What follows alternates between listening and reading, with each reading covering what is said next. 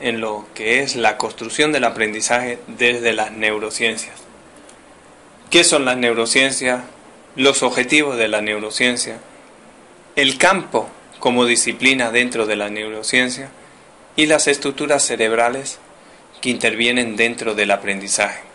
Con ello tenemos los lóbulos, desarrollaremos las estructuras lobulares, la matriz del cerebro, la amígdala, las estructuras de la amígdala, la importancia de la amígdala, la relación neocorteza y amígdala y la gestión del aprendizaje desde las neurociencias. También vamos a ver y vamos a pasar a través de la neurogénesis del aprendizaje, la escuela tradicional, la escuela lógica emocional, los diferentes aprendizajes, lo que tenemos que desarrollar como calidad educativa y finalizaremos con la gestión de las emociones dentro del aula, como emociones primarias, secundarias y otro tipo de emociones. Desarrollaremos un viaje sobre el funcionamiento del cerebro y las neuronas espejo, dentro del aprendizaje emocional del aula. Como resultado, alcanzaremos el impacto, en el que el ambiente emotivo favorece al aprendizaje.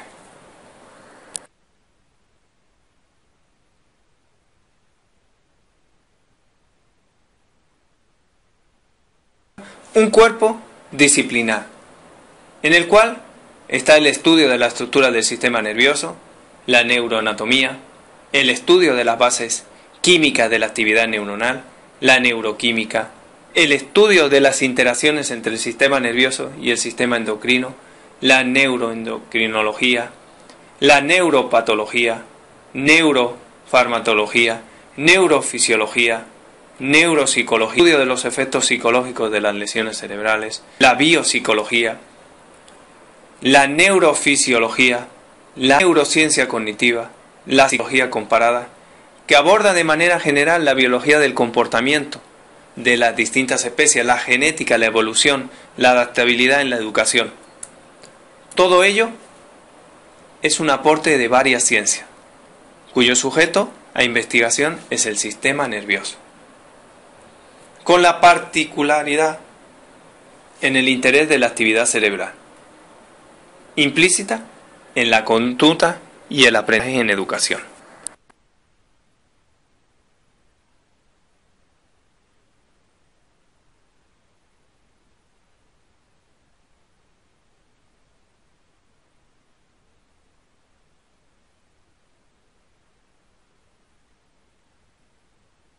En describir la organización y el funcionamiento del sistema nervioso, en particular el cerebro y sus áreas de conocimiento. Determinar cómo evoluciona el cerebro durante distintos ciclos evolutivos. La importancia de los procesos cognitivos en el aprendizaje y en el manejo de información. Y conocer el nuevo paradigma de la ciencia al servicio del proceso de aprender. Como actividad del cerebro se relaciona con la psiquis y los comportamientos. Distintos niveles de estudio, molecular, neuronal, de redes neuronales, de cognitivo. Eso es lo que trata principalmente como objetivos a desarrollar con la neurociencia.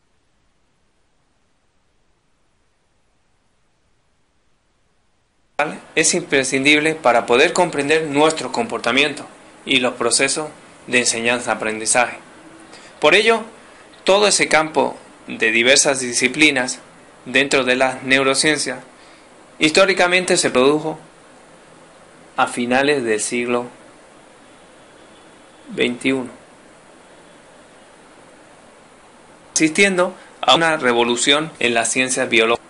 El interés por abordar el articular del cerebro y su comportamiento de nuestros pensamientos, emociones y comportamientos permite cada día la importancia de la neurociencia como el estudio del sistema nervioso desde el punto de vista multidisciplinario, mediante el aporte de disciplinas diversas como la biología, la genética, bioética, física, química, informática, farmacología, psicología.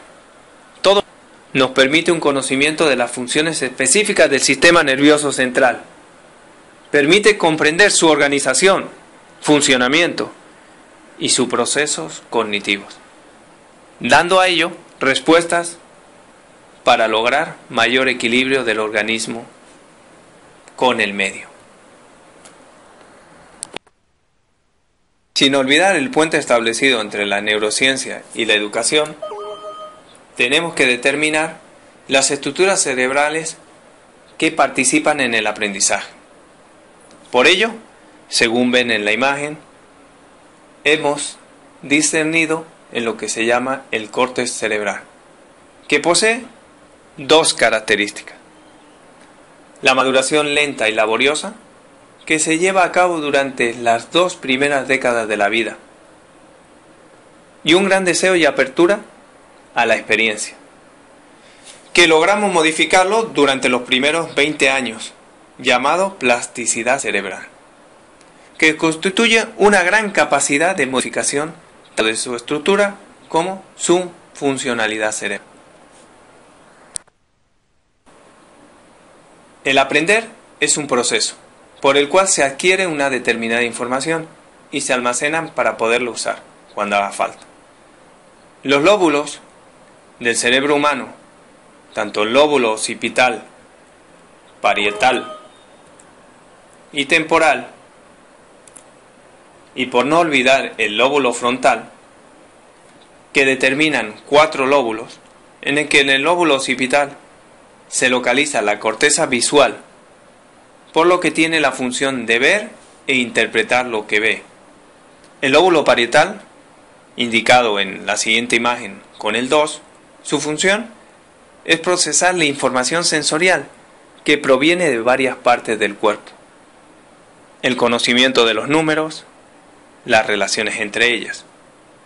También tiene que ver con la manipulación de objetos. Nos encaminamos hacia el lóbulo temporal, en la imagen determinado por el número 3. Su función es la memoria, la importancia de ella, determinado el módulo que estamos desarrollando.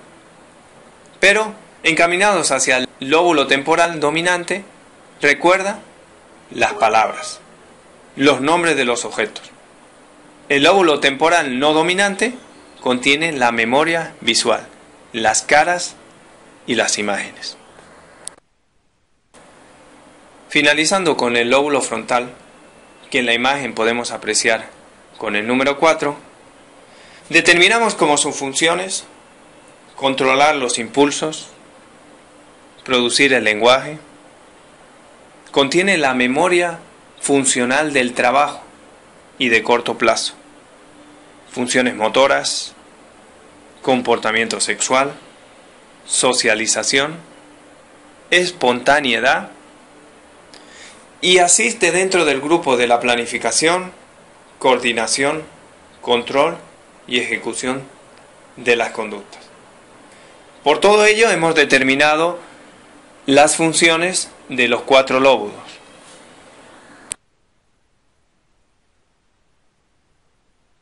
Estructuras como lóbulos frontal, lóbulo temporal, lóbulo occipital y lóbulo parietal, podemos desarrollar el cerebro como aquella inestable matriz. Es el órgano más poderoso del cuerpo. Posee 3 principales partes. Como pueden apreciar en la imagen, el encéfalo, el cerebro y el tronco cerebral. Es una superficie arrugada, como ven en la imagen.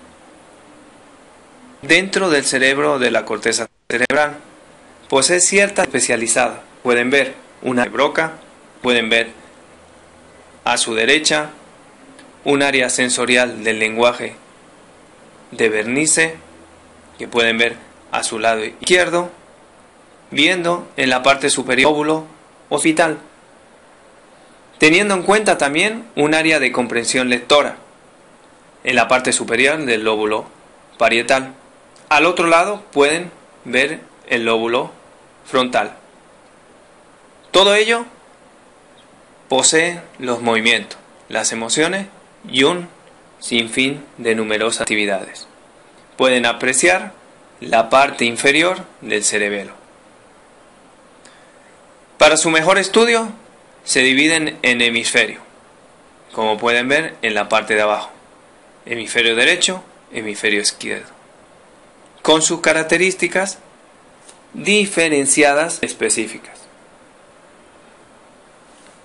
donde se aprecia circunvalación frontal y una circunvalación parietal.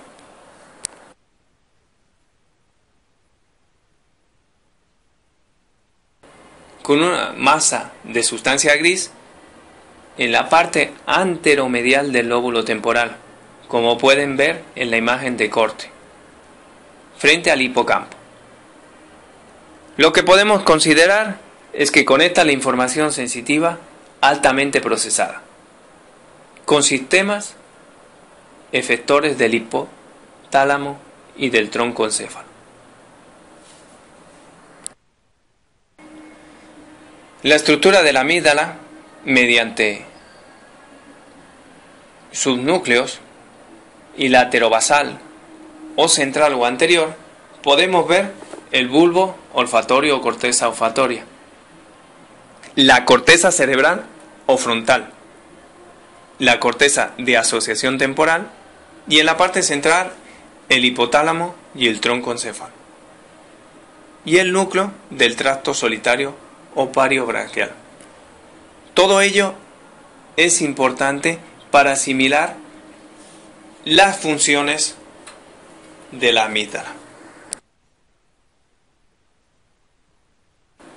Conociendo la localización y la fisiología, podemos determinar la importancia de la amígdala, no sin antes hacer el repaso en cuanto a su situación anteromedial en el lóbulo temporal. Ello nos permite saber y determinar la importancia en cuanto al comportamiento agresivo, la interpretación de la importancia de un estímulo visual, otorgar a la experiencia sensitiva una significación emocional, visionamiento y el aprendizaje del temor. Podría ser muchos de los ejemplos que se han hecho en neurocognición con ejemplo de ratas. Tras un largo tiempo de estímulo, el aprendizaje al temor desaparece y se potencia a lo largo del tiempo. Allí podríamos explicar muchos aspectos de la educación superior dentro del comportamiento y dentro de sus estímulos visuales. En la formación y el entrenamiento cerebral, como pilares básicos de nuestras capacitaciones en educación superior, o actividades o programas educativos, nos basamos en descubrimientos entre la relación neocorteza y amígdala, como la experiencia individual que influye en la determinación de la respuesta de los estímulos, el procesamiento de orden superior de la emoción, viendo su estructura prefrontal y temporal. Se basa en los descubrimientos, avances, como hemos dicho con anterioridad. Estas áreas integran información sensitiva y visceral, lo que se llama el momento a momento. El tálamo, la corteza, hipotálamo y ganglios basales es la amígdala del nódulo central. Sería afines a las conductas humanas. La amígdala, corteza frontal y ganglios tiene una dirección hacia la recompensa, contra los castigos. Sería el comportamiento deliberado o manifiesto o encubierto. Por eso, como pueden apreciar, es una dirección hacia la recompensa. La gestión del aprendizaje desde las neurociencias se dirige hacia las ciencias de la educación, las ciencias sociales, para que esos beneficios dentro de la investigación científica puedan integrarse y llevar a diferentes ámbitos en nuestra vida, evidenciando los principios del aprendizaje y demostrando cómo el aprendizaje ha cambiado la estructura física del cerebro, y su organización funcional para diferentes ámbitos: personal, de pareja, familiar, laboral, social y de educación.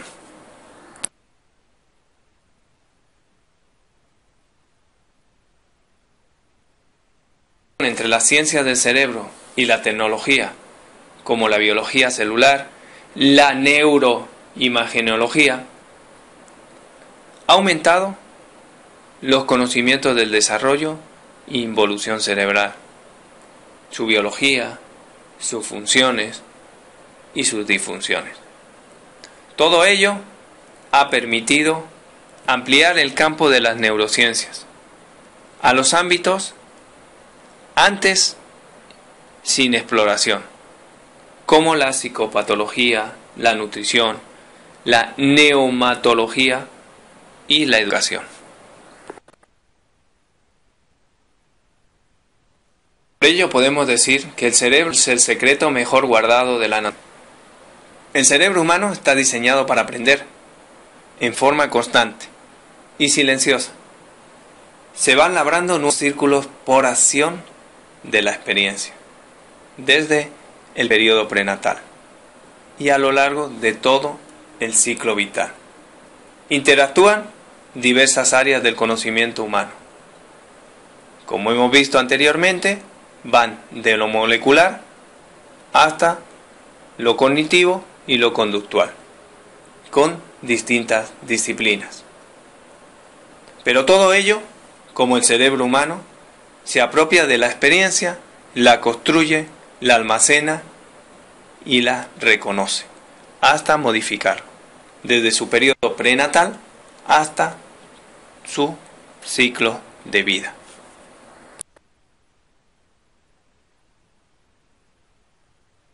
Durante el siglo XXI, vio caer uno tras de otro muchos dogmas en el tema del aprendizaje, que habían permanecido intocables durante décadas. Uno de los más notables fue la incapacidad del cerebro para generar nuevas neuronas. Hoy sabemos que la neurogénesis, es decir, la diferenciación de nuevas neuronas a partir de células precursoras, ocurre en dos zonas muy concretas de nuestro cerebro: bulbo raquídeo y el hipocampo. Se encargan de recibir y procesar información que en la escuela tradicional, en la racional como la conocemos, está implicado más enigmas que propiedades de nuestro sistema nervioso central. En una escuela del siglo XXI tenemos lo lógico y lo emocional.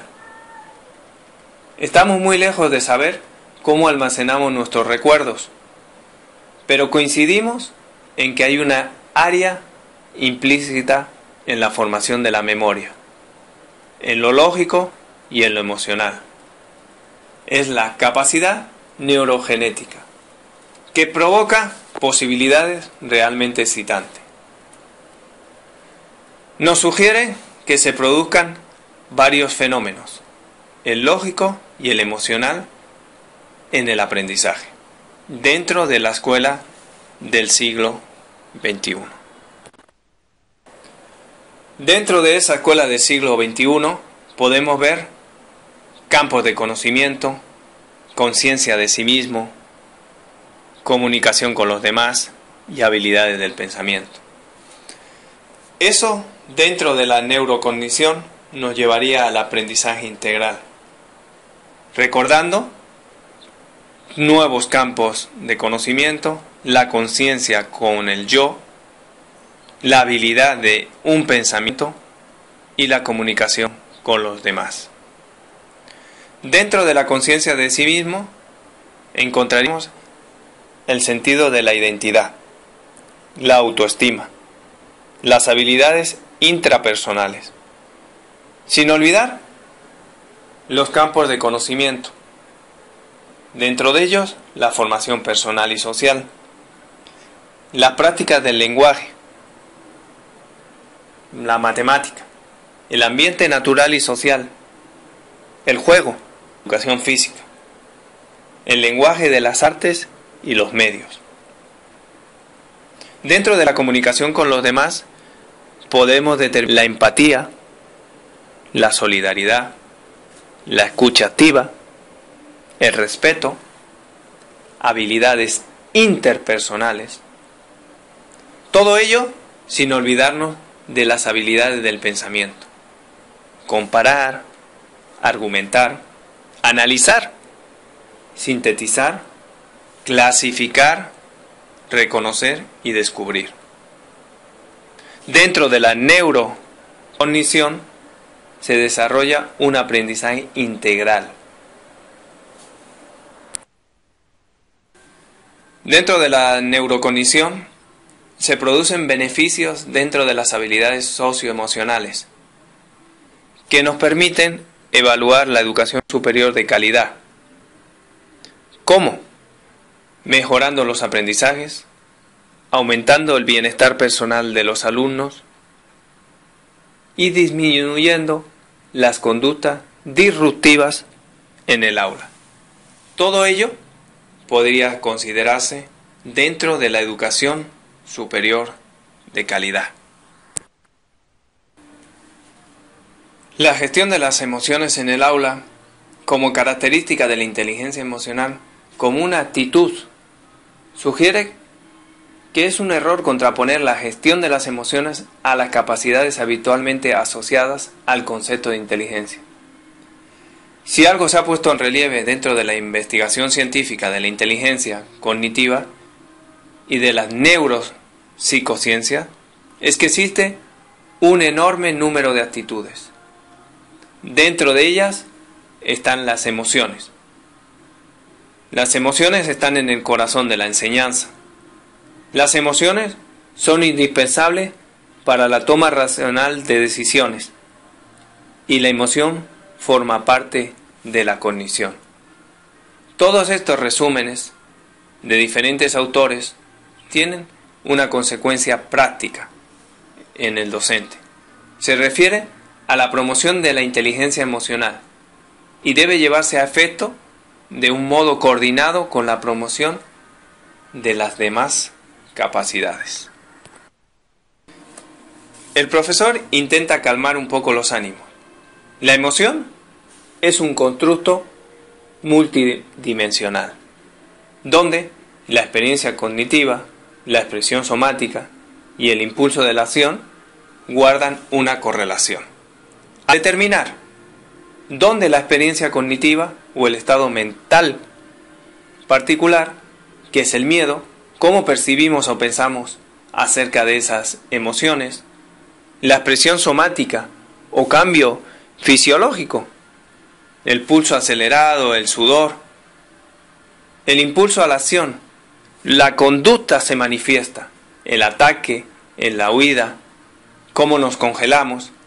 Estos tres componentes están fuertemente interconectados dentro de la emoción.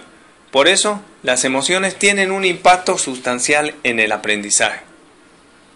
Como les decía anteriormente, el docente tiene que intentar calmar los ánimos, expresando un tono y un nivel de genialidad en todas sus declaraciones. Con ello tenemos las emociones primarias, las secundarias y otro tipo de emociones determinantes que son las mixtas. Las emociones primarias, como pueden ver en las diferentes diapositivas o distintas imágenes que se expresan a continuación, son la ira, la tristeza, el miedo, disgusto, placer y sorpresa. Dentro de las emociones secundarias está la empatía, la compasión, la vergüenza, la culpa, el orgullo, la envidia, la desilusión, los celos y el alivio. Dentro de las mixtas, o otro tipo de emociones, tendríamos la inseguridad, la frustración, la soledad, la angustia, la ansiedad, la humillación y el remordimiento. Todo ello considerando dentro de la neurocognición. condición dándonos en el aprendizaje emocional.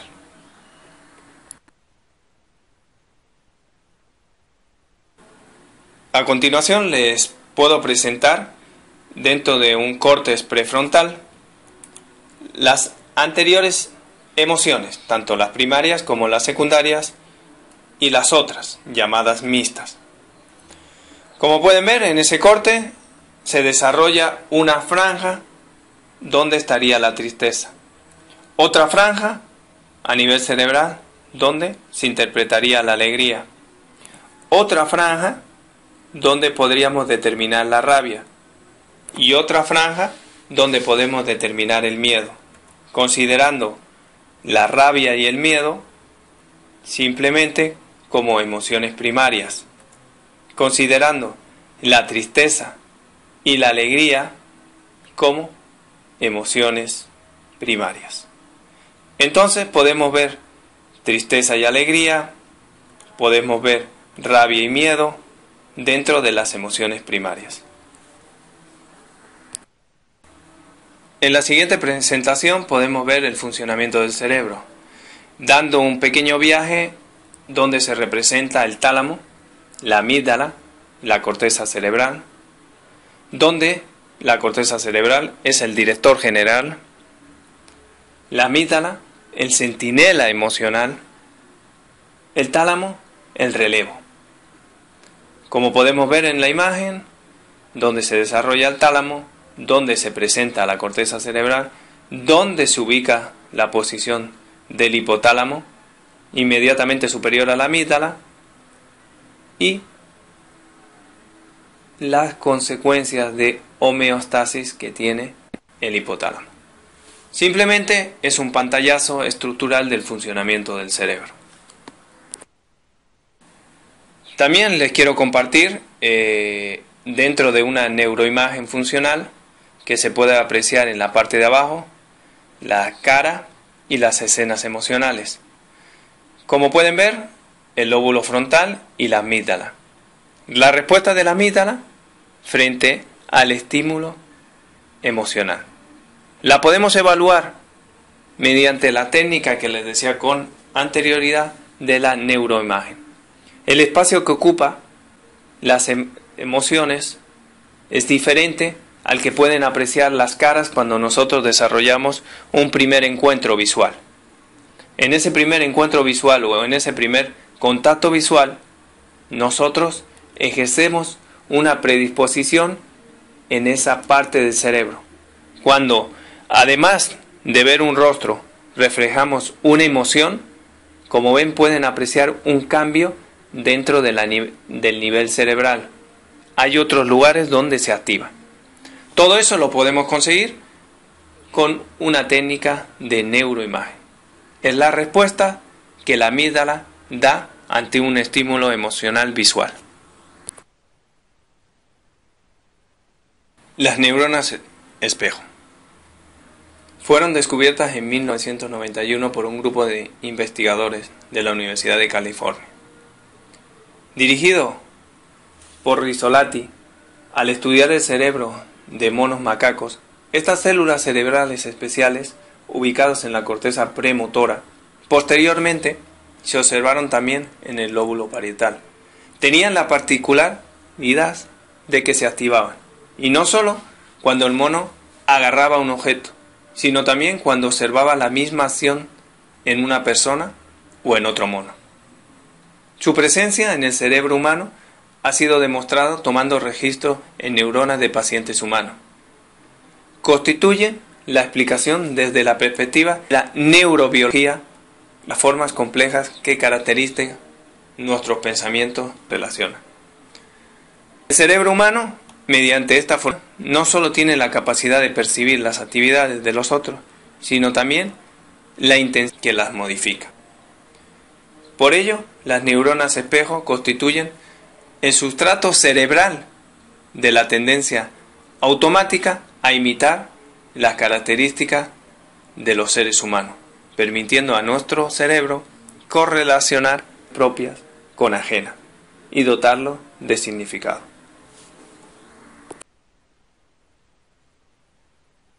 Por ello, con las neuronas espejos podemos entender a los demás y nos vinculan desde un punto de vista mental y emocional. Además, fueron fundamentales en la evolución del lenguaje, dado que permiten imitar las vocalizaciones de los demás e interpretar sus intenciones. Entonces añadimos el lenguaje en el proceso de aprendizaje.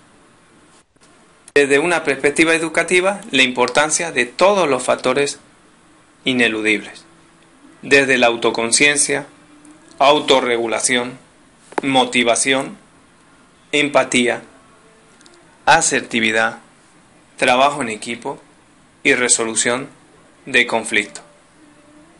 En especial, lo referente a la cognición social.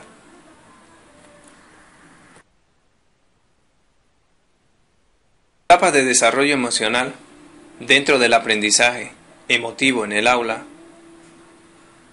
como procesos intencionales, podemos diferenciarlo desde un punto de partida, donde estaría darse cuenta e identificarlas, aceptarlas como una segunda fase, una tercera fase, expresarlas de manera adecuada, y una cuarta fase, el aprendizaje de dichas emociones.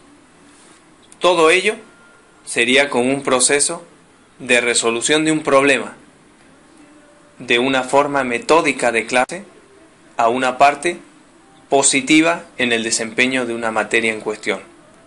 Es lo que se llama resolución por estudio de casos. El aprendizaje emocional en el aula. El autocontrol de la conducta y las funciones ejecutivas están más fuertemente asociadas con la preparación para la educación, esa educación para la vida, que el coeficiente intelectual, las habilidades lectoras y las matemáticas.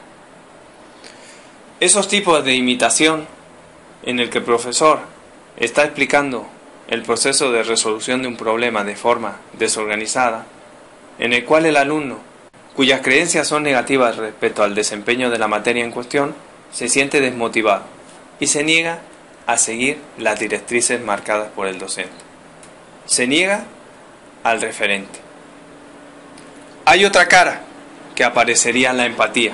El profesor sonríe con energía en el aula, o el profesor entra cabizbajo, resoplando en el aula nervioso.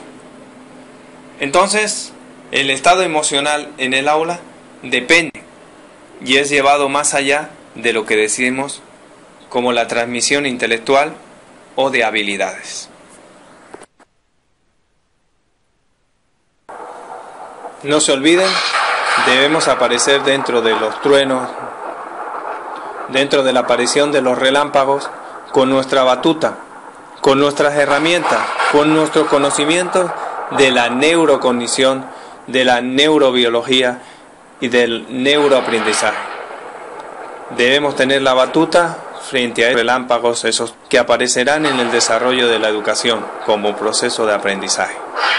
Les animo a continuar con el siguiente módulo, con la siguiente parte referente a este módulo, la parte 2.